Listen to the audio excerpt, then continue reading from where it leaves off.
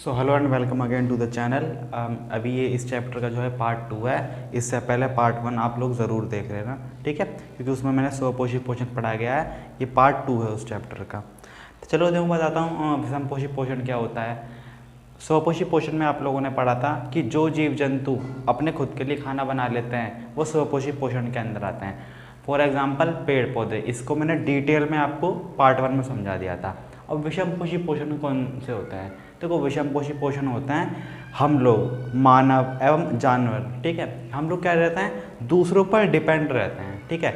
अभी देखो जो आपका विषमपोषी पोषण होता है ना, इसके 3 भाग होते हैं।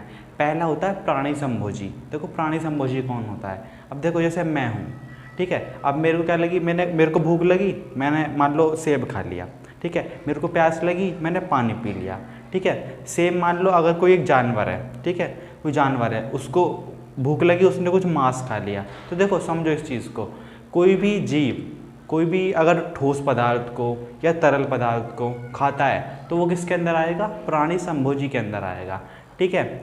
आगे बताता हूँ। दूसरा टाइप होता है इसका परजीवी। परजीवी क्या कौन होते हैं? देखो जो दूसरे जीव पर चिपक कर उसी का पोषण लेते हैं वो परजीवी के अंदर आते हैं। फॉर एग्जाम्पल आप लोगों ने सुना होगा अमरबेल। अमरबेल क्या होती है?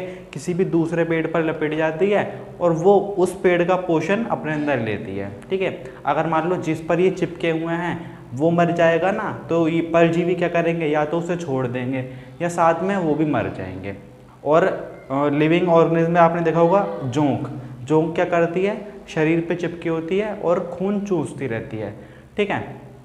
तो ये आपके लिविंग ऑर्गेनिज्म में था एग्जांपल जोंक का। और एक होता है खटमल, ठीक है। ये इन सब का क्या काम होता है? ये किसी भी आपका जीव जंतु है उन पर चिपके रहते हैं और उन्हीं का पोषण अपने अंदर लेते हैं और अपना मतलब जीवन क्रिया चलाते हैं, ठीक है।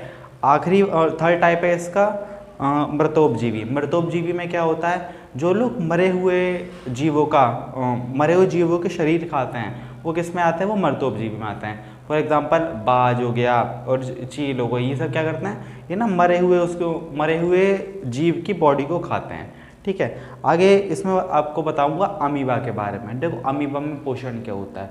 देखो एक ना अमोएबा होता है अमीबा। अमीबा का ना कोई ना एक शेप नहीं होता। मान लो अपना शेप होता है, हमारा सर है, हाथ है, ठीक है, हमारा पूरा शरीर का शेप है, ठीक है। लेकिन जो अमीबा होता है ना, अमीबा का कोई ना बॉडी स्ट्रक्चर नहीं होता। वो जिस शेप में आना चाहे उस शेप में आ जाता है। और जो अमीबा की आउटर लेयर होती है ना, उस लेयर का नाम होता है सीडोपोडिया, ठीक है। नाम ध्यान रखना इसका। अब देखो मान लो कोई अमीबा है, अमीबा को खाना दिखेगा तो वो क्या करेगा? धीरे धीरे करके खाने के पास जाता है और उस खाने को एनगल्फ कर लेता है। कहने का मतलब है अपने अंदर उसे घेर लेता है, ठीक है। अब जब वो अमीबा किसी अपने खाने को घेर लेता है, वो कुछ भी हो सकता है, घेरने के बाद उसको अपने अंदर मिला लेता है, ठीक है। घेर कर उसने मिला लिया। अब वो क्या करेगा? जो उसने जिस भी खाने को या मतलब कोई भी जीव हो सकता है वो छोटा सा उसने घेरा है, उसको अपनी बॉडी के अंदर मिक्स करेगा। इसको हम लोग स्वांगीकरण कहते हैं, ठीक है। ध्यान रखने इस चीज़ का। जो खाना होता है उसको अपने अंदर धीरे धीरे अपने एसिड से किसी भी चीज़ से उसको मिलाता है और उसका जो खाना होता है उसको एब्जर्व कर लेता है। अब ऐसा नहीं होगा कि जो भी जीव उसने मतलब अपने अंदर घेर कर अंदर लिया है वो पूरा ही पच जाएगा। तो देखो मैंने आपको बता दिया कि इसके कोई बॉडी पार्ट तो होता नहीं है। तो मान लो इसने किसी खाने को ऐसे घेरा था, ठीक है। अब घेरने के बाद क्या हुआ? अब उसने उसको पचा लिया। अब ऐसा तो होगा नहीं कि सारा पचा लेगा, कुछ जो वेस्ट बचता है तो जिस तरीके से उसने उसको एनगल्फ करा था उसको वैसे ही वैसे वो छोड़ देता है, ठीक है। तो इस तरीके से आपका अमीबा पोषण लेता है, ठीक है। अमीबा में पोषण हो गया, ठीक है। बाकी अगर आपसे स्वपोषण और विषम पोषण के ना अंतर पूछे जाते हैं तो ध्यान रखना, स्वपोषण आपके पेड़ पौधों में होता है और विषम पोषण आपका क्या होता है? मानव में एवं जानवर में होता है। और भी काफ़ी सारे डिफरेंसेस होते हैं, आप लोग बुक में देख लेना, इसके बहुत सारे डिफरेंसेस आपको बुक में लिखे मिलेंगे, ठीक है। आगे बताता हूँ। आगे है इस चैप्टर का सबसे इम्पोर्टेंट पार्ट जो कि है मानव में पोषण। तो किस किस तरीके से होता है? देखो तुमको ना पूरा डायग्राम में दिखाऊंगा। अब उसमें हर एक बॉडी का पार्ट किस किस तरीके से इस्तेमाल होता है ये पूरा आपको जानना पड़ेगा मानव में पोषण में, ठीक है। ज़्यादातर क्या होता है बोर्ड के जो पेपर होता है ना उसमें मानव में पोषण से लेके इस चैप्टर में उसमें क्या होता है 4 से लेकर 6 नंबर का जो क्वेश्चन आता है ना, इस भाग में से आता ही आता है। तो इस चीज़ को आप लोग जो है ध्यान से देखना, ठीक है। तो मैं बताता हूँ, जो इसमें ना 4 से 5 प्रक्रिया होती हैं, जिसमें पहली होती है अंतग्रहण। अंतग्रहण में देखो क्या होता है, जो भी भोजन होता है ना, हम लोग अपने शरीर के अंदर लेते हैं। जो कि हम मानव की बात कर रहे हैं, तो हम अपने मुख से अब खाना खाते हैं, ठीक है। तो क्या होगा, जब हम अपने मुख से खाना खाते हैं, तो अब आप सबसे पहले जानोगे मुख के बारे में, ठीक है। देखो मुख के बारे में जानोगे तो यहाँ पर आपको 2 पार्टों के बारे में जानना पड़ता है। पहले होते हैं आपके दांत, दूसरी होती है आपकी जीभ। देखो दांत क्या होते हैं, दांत आपके ना 4 तरीके के होते हैं। पहला होता है इंसिजर, दूसरा कैनिन, तीसरा प्रीमोलर और चौथा मोलर, जो कि इनकी अलग अलग विशेषताएं होती हैं। इंसिजर आपके आगे लगे होते हैं, बिल्कुल सामने वाले। कैनाइन आपके जस्ट उनके बगल वाले होते हैं, जो कि दांत पैने भी होते हैं। और कैनाइन के बगल में होते हैं प्रीमोलर, जो कि ऊपर और नीचे 4 लगे होते हैं। और प्रीमोलर के बगल में लगे होते हैं मोलर, जो कि खाने को बहुत छोटा छोटा तोड़ने में मदद करते हैं, ठीक है। अब इसके बाद आपको बताता हूँ जीभ के बारे में। देखो जीभ क्या होती है, जीभ का जो अगला हिस्सा होता है ना, वो मदद करता है मीठा या खट्टा पहचानने में, ठीक है। और जो जीभ का पिछला हिस्सा होता है, वो मदद करता है कड़वा पहचानने में, ठीक है। और जीभ के जस्ट पीछे होती है लार ग्रंथियाँ, ठीक है, जहाँ से क्या आती है, लार आती है, और जो कि खाने में मिक्स होती है, ठीक है। तो ये था आपका पहला भाग। अब देखो आपने खाना खाया, उसे चबाया और आपने जीभ से उसका स्वाद भी लिया, ठीक है।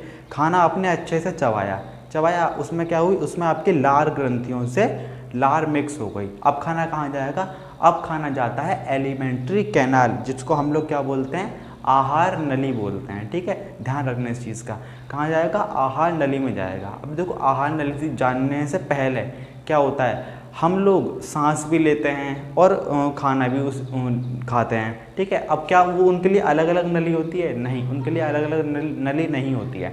देखो आप लोगों ने खुद ने देखा होगा कि आप जब भी पानी पीते हो, उसके साथ आप बात कर सकते हो क्या, बिल्कुल भी नहीं, ठीक है। या आप जब भी पानी पियोगे तो उसके साथ आप सांस लोगे क्या, बिल्कुल भी नहीं। उससे क्या आता है, आपको शरीर में मुख में क्या होता है, एकदम से हिचकी आ जाती है या आपको ढचका लग जाता है, जिसकी उस वजह से आपको खांसी आ जाती है, ठीक है।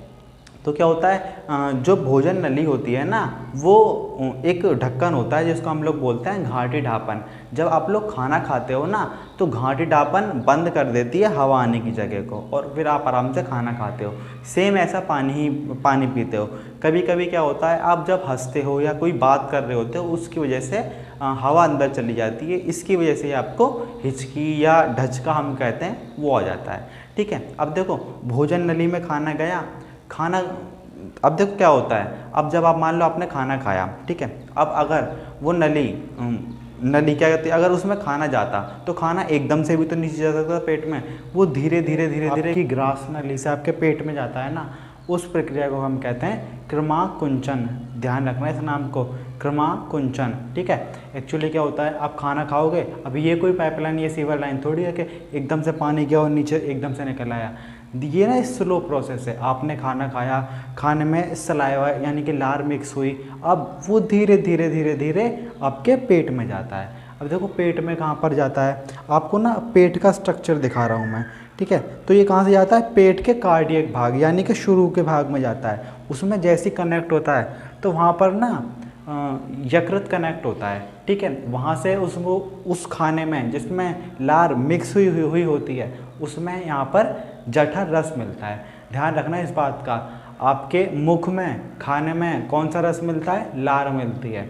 और जब खाना पेट में यानी कि अमाशय में पहुँच जाता है, तो वहाँ पर कौन सा रस मिलता है, जठर रस खाने में मिक्स होता है, ठीक है। अब जब जठर रस अच्छे से खाने में मिक्स हो जाता है, फिर धीरे धीरे खाना आगे की तरफ खिसकता है ग्रहणी की तरफ, जो कि ग्रहणी कनेक्ट होती है आपकी छोटी आंत में। अब देखो क्या होता है, आपने खाना खाया, खाने को छोटे छोटे पीस में तोड़ लिया, अब वो ग्रास नली से आपके अमाशय में आ गया, अमाशय में जठर रस मिक्स हो गया, उसमें मतलब यानी कि वो और लिक्विड टाइप हो गया, ठीक है।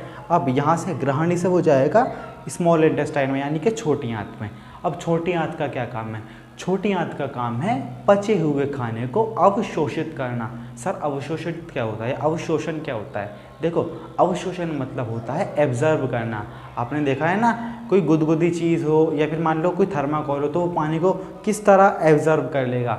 सेम ही चीज़ आपको जो खाना होता है ना, उसमें जठर मिला होता है, लार मिली होती है, उसकी सारे ग्लूकोज की फॉर्म में जो आपका खाना होता है अवशोषित कर लिया जाता है। और जितना भी आपका अब जो पार्ट बचा होगा, अभी ये वेस्ट नहीं है, ठीक है, अभी भी पार्ट बचा है, ठीक है। देखो जितनी भी अवशोषित करने वाली चीज़ है वो अवशोषित कर ली जाती है, जो कि ग्लूकोज की फॉर्म में स्टोर होती है आपकी बॉडी में।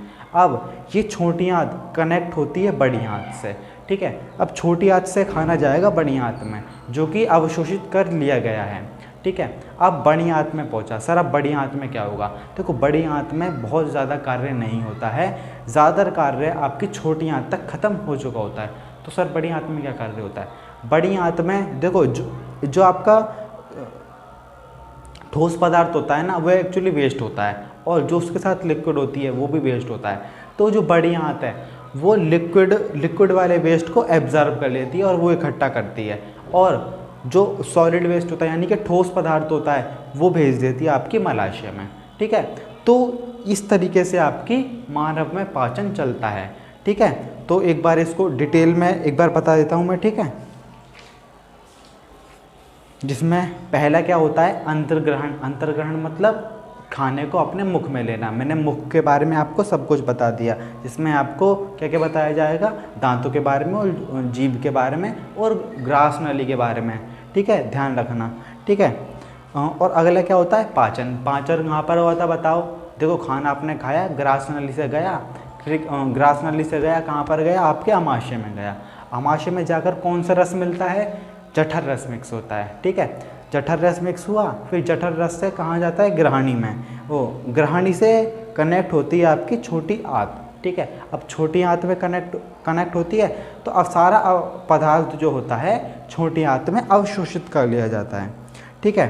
अब यहाँ पर आपका चैप्टर लगभग ख़त्म हो गया है, ठीक है।